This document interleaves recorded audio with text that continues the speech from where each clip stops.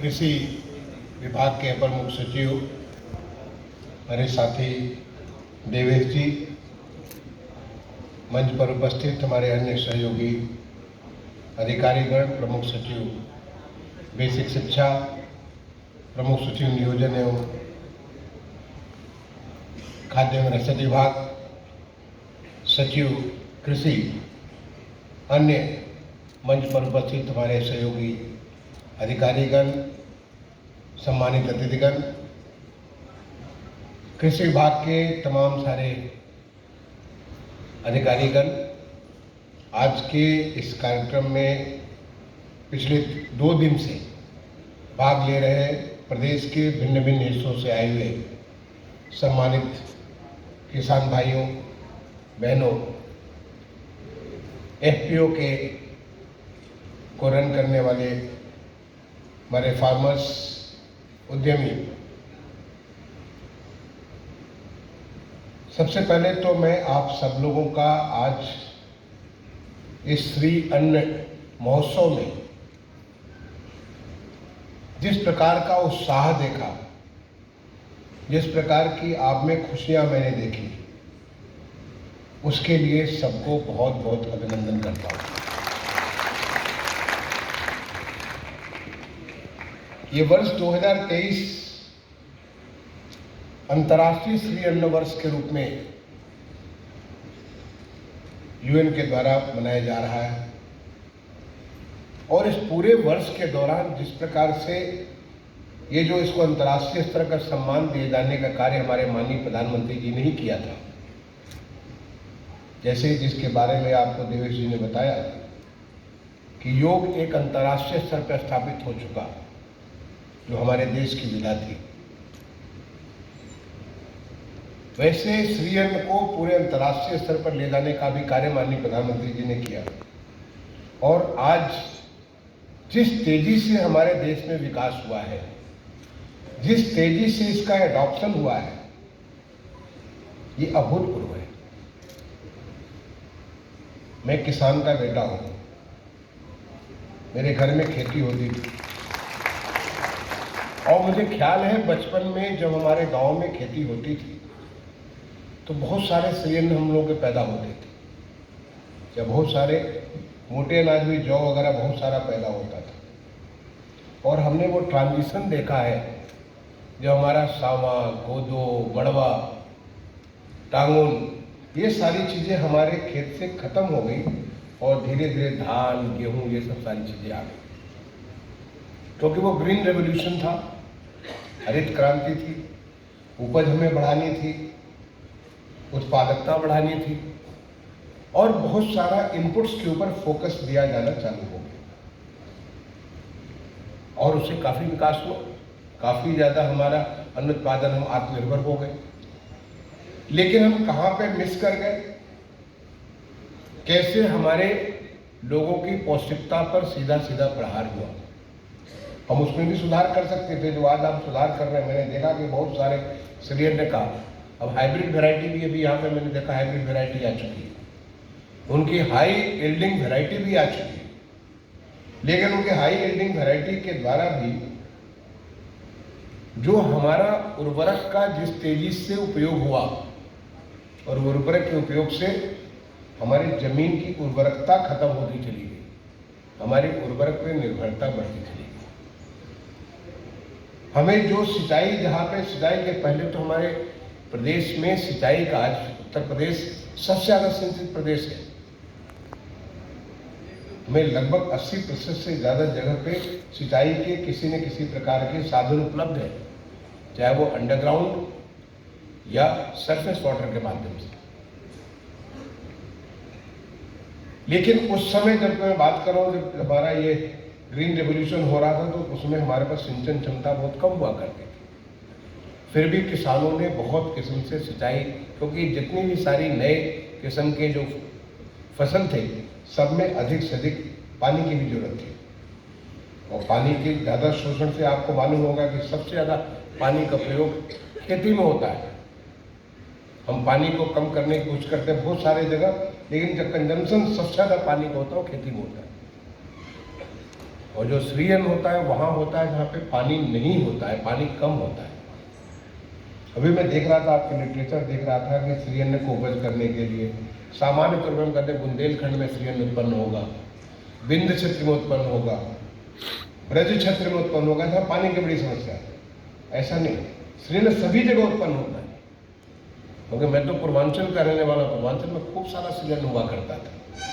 In fact यहाँ जब मैंने देखा कि वो आपका टांगुन का भूजा देखा, मतलब टांगुन, बाजरा, ये सब भूजा हम लोग बचपन में खाते थे, सब कुछ ये सब करते थे, बहुत उपयोग करते थे।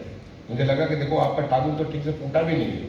हम जब टांगुन देते सारी छोटे छोटे, जैसे मक्के के बड़े बड़े होते थे, तो टांगुन के छोटे छोटे होते थे, और उसका अलग स्वाद होता था। इसमें जिस प्रकार की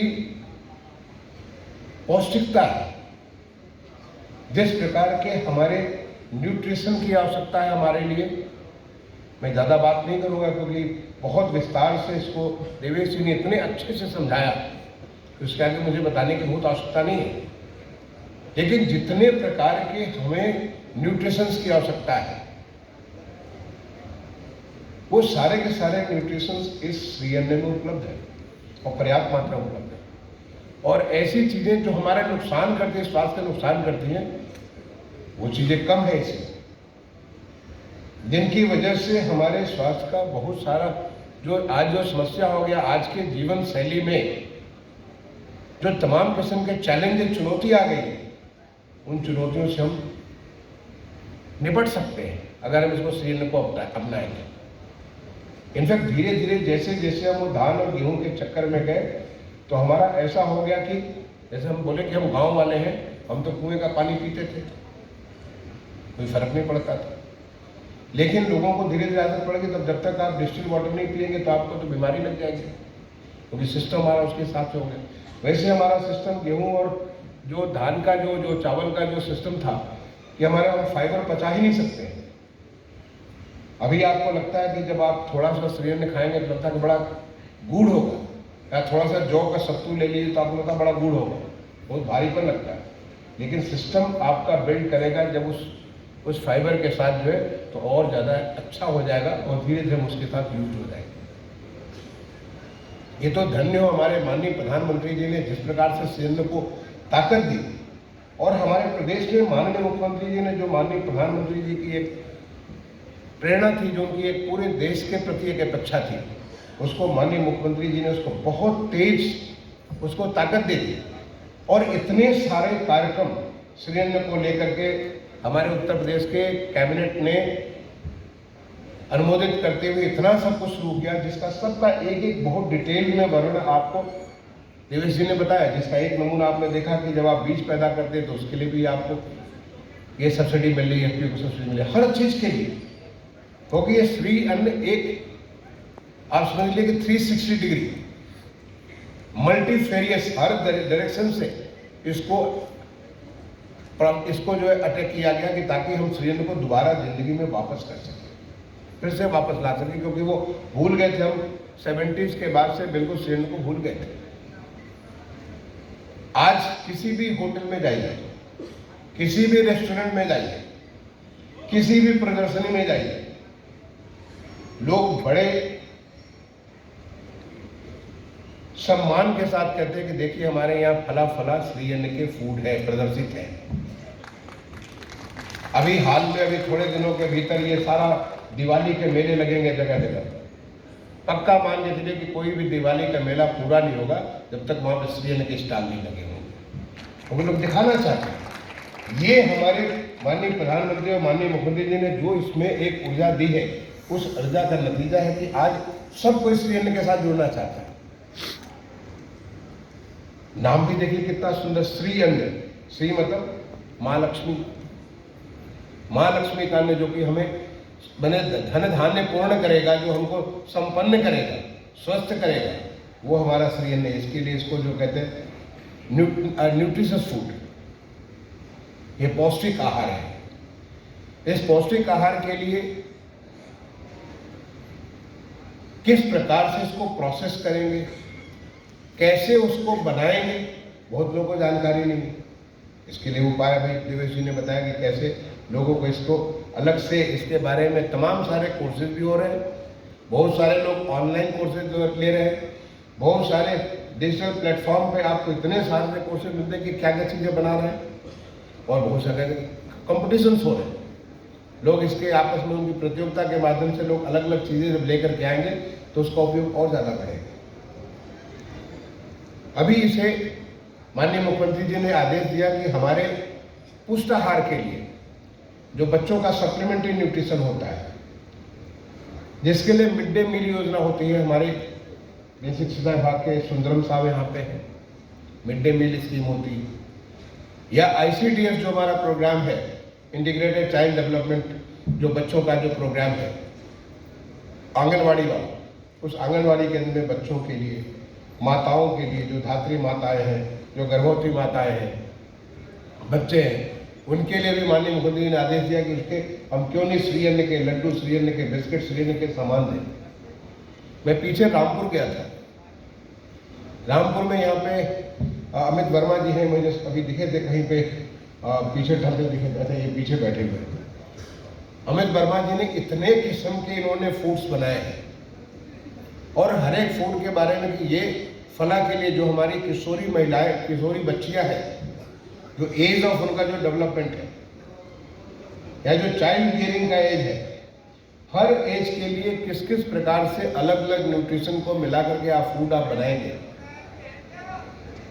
जिसको आप उसको उपयोग करेंगे तो उनका जो आज उनकी जो पोषकता में कमी है, उस पुष्टाहार को वो पूरी कर पाएंगे।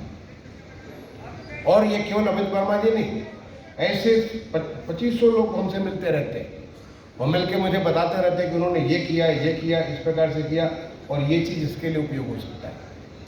तो क्यों नहीं ये हमारे बच्चों के लिए, जो हमारी जो ICDS के छोटे बच्चे हैं, या जो हमारी महिलाएं, माताएं हैं, उनको ये इसके माध्यम से उनका पुष्टाहार बढ़ा करके उनका कैल्शियम बेहतर कर सकते हैं, उनका आयरन बेहतर कर सकते हैं, उनका जिंक बेहतर कर सकते हैं, उनके अन्य हमारे जो माइक्रो न्यूट्रिएंट्स को कैसे नहीं बेहतर कर सकते हैं, कम से हम ज़्यादा कैसे कर सकते हैं। इनफैक्ट मैं तो इसको स्मार्ट फूड कहता हूँ। ये न केवल पौष्टिक आहार है, न्यूट्रिशियस फूड है, ये स्मार्ट फूड है। स्मार्ट होता है to get more from less, थोड़ा सा ले और उससे आपको ज़्यादा फायदा होगा, उतने से आपको संतुष्टि आपकी ज़्यादा बढ़ेगी। तो आज इसके लिए जो हमारा श्रीअन्न महोत्सव हो रहा है, श्रीअन्न महोत्सव के माध्यम से इसमें और ज़्यादा जागरूकता लाई जा रही है। जागरूकता इस बात के लिए कि सरकार क्या कुछ आपके लिए कर रही है, जागरूकता इस बात के लिए कि क्या कुछ आप खुद अपने लिए कर सकते हैं, अपने को बेहतर करने के लिए कर सकते हैं, ताकि इसका और ज़्यादा प्रचार प्रसार हो। अभी आपको हमारे जो खाद्य एवं रसद विभाग के प्रमुख सचिव साहब ने कैसे बताया, इसके लिए सरकार ने जो हमारा प्रोक्योरमेंट जो सिस्टम बना हुआ, जो खरीद की सिस्टम बना हुआ, उसमें मिनिमम सपोर्ट प्राइस भी दे दिया। आप ज्वार पैदा करें, बाजरा पैदा करें, कोदो पैदा करें, सामा पैदा करें, अदर जो टाउन है, मड़वा है, सब जो तमाम चीज़ें जो पैदा करें, हर एक के लिए मिनिमम सपोर्ट प्राइस भी दे दिया। आप उसके लिए निश्चिंत हो जाएंगे, जब आप जो आपकी पैदावार होगी, उस पैदावार का आपको पैसा भी मिलेगा। और अगर प्रोसेस करके उससे आप करेंगे, उसको मल्टीपल टाइम्स आपको गेन होगा। क्योंकि जो अभी एक यहाँ पे राजीव पांडे जी हैं, पल्लवी उपाध्याय, राजीव पांडे, ये आए खाने के लिए, उससे मल्टीपल टाइम्स उसका वैल्यू कितना बढ़ जाता है। अभी एपिडा का आपको दिखा रहे थे, एपिडा के अभी आपको रिपोर्ट दिखा रहे थे। हमारे प्रदेश में अभी भी हम एक्सपोर्ट में बहुत पीछे हैं। क्यों पीछे हैं? कि हम उतना प्रोसेस करके, जैसे कि बहुत सारे मिलेट्स हमारे सदर्न स्टेट से बहुत होते हैं और बहुत दिनों से उसको एक्सपोर्ट कर रहे हैं, हम अब इसमें घुसे। तो हमारे लिए प्लेटफॉर्म है कि हम कह सकते हैं अगले साल हम 200% ग्रोथ कर लिया, अगले साल हमने 250% ग्रोथ, क्योंकि हम बहुत लो बेस से स्टार्ट कर रहे हैं। क्योंकि एक्सपोर्ट मार्केट में उपलब्धता है। जब यहाँ पे G20 का सम्मेलन चल रहा था, हमारे प्रदेश में 11 अलग अलग सम्मेलन हुए 4 शहरों में, और हर एक सम्मेलन में जो फूड हम देते थे, हमारे G20 के मेहमान, जो दुनिया के जो सबसे ताकतवर देश है, उन देशों के मेहमान जो आए थे, उनको हम फूड देते थे, उसमें मिलेट्स निश्चित तौर पे उनके इंग्रेडिएंट तौर पे होता था, मिलेट्स जरूर होता था।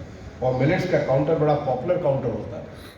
मिलेट्स के तमाम सारे प्रोडक्ट वो यहाँ से खरीद करके लेके गए। अब आप सोचिए कि उसका मतलब है कि उनको डिमांड है, हम उस डिमांड का सप्लाई कर सकते हैं। हमारे किसान भाई उसको अगर पैदा करेंगे और पैदा करने के बाद उसको प्रोसेस करके हम अलग अलग किस्म का प्रोडक्ट बनाएंगे, वो वहाँ पे जाके कंज्यूम हो सकता है और हमें बहुत ज़्यादा उससे वैल्यू मिलेगा।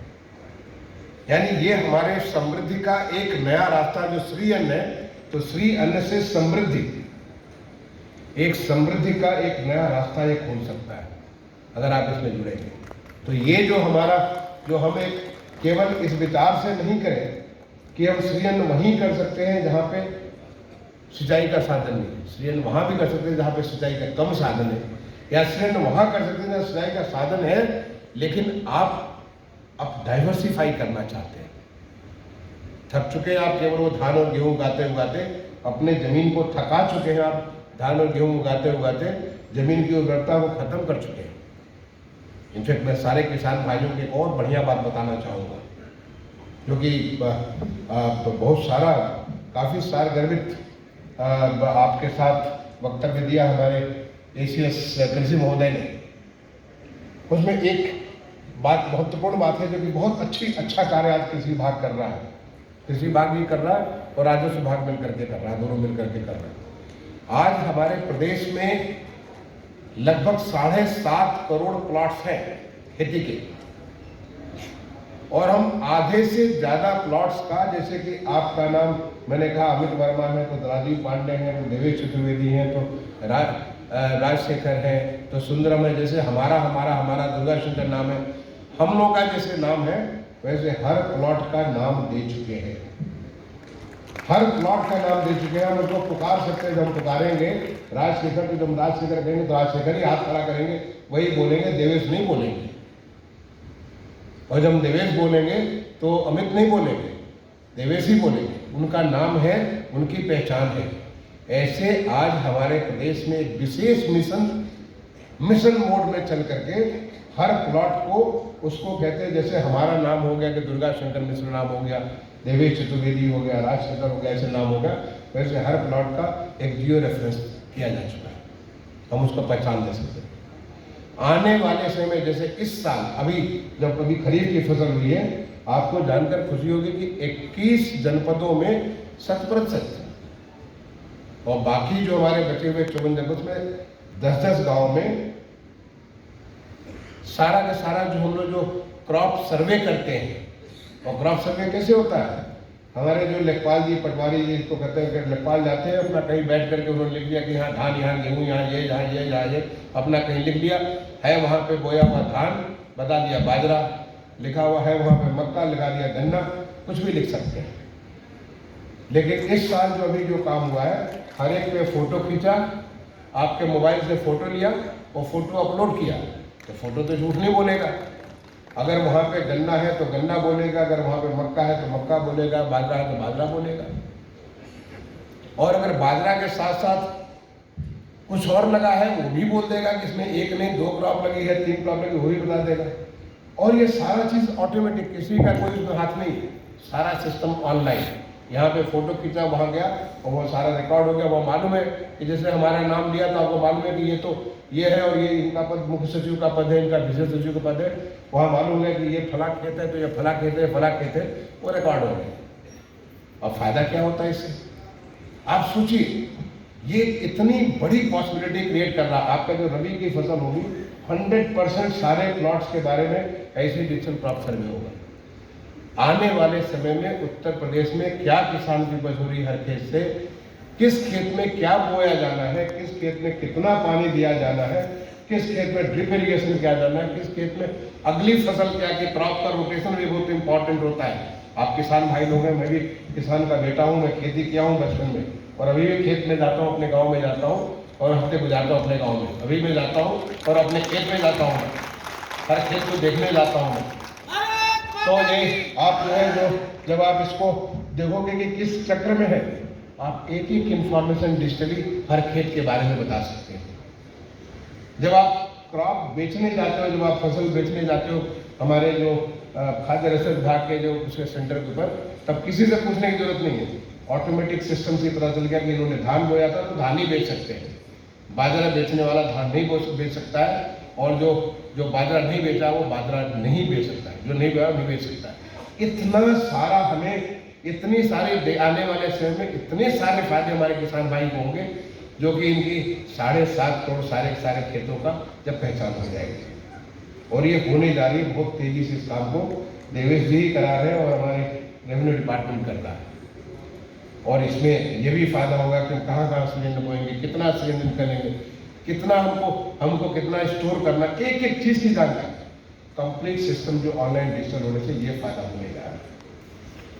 तो किसान भाइयों और हमारे जो एफपीओ और जो तमाम सारे यहाँ पे सदस्य हैं, आज उत्तर प्रदेश बदल रहा है। आज उत्तर प्रदेश का किसान, गन्ना किसान जो है, कितना करोड़ लाख करोड़ रुपए गन्ना किसानों को भुगतान हो रहा है, जो भागते रहते नहीं होता था। आज उत्तर प्रदेश बदल रहा है। उत्तर प्रदेश में इतना परिवर्तन आ रहा है, इतना सारा चीज़ें हो रही है और हर एक वर्ग के लिए हो रही है, और किसान भाई उसमें सबसे ऊपर है। मैं आप सारे लोगों का ये जो सृजन महोत्सव हुआ, इस सृजन महोत्सव में एक बार दोबारा अभिनंदन करता हूँ।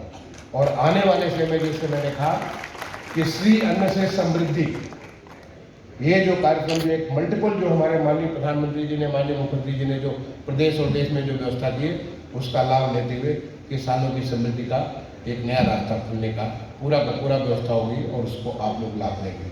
मैं कृषि विभाग को ये पूरा आयोजन के लिए बहुत बहुत बधाई और धन्यवाद देता हूँ।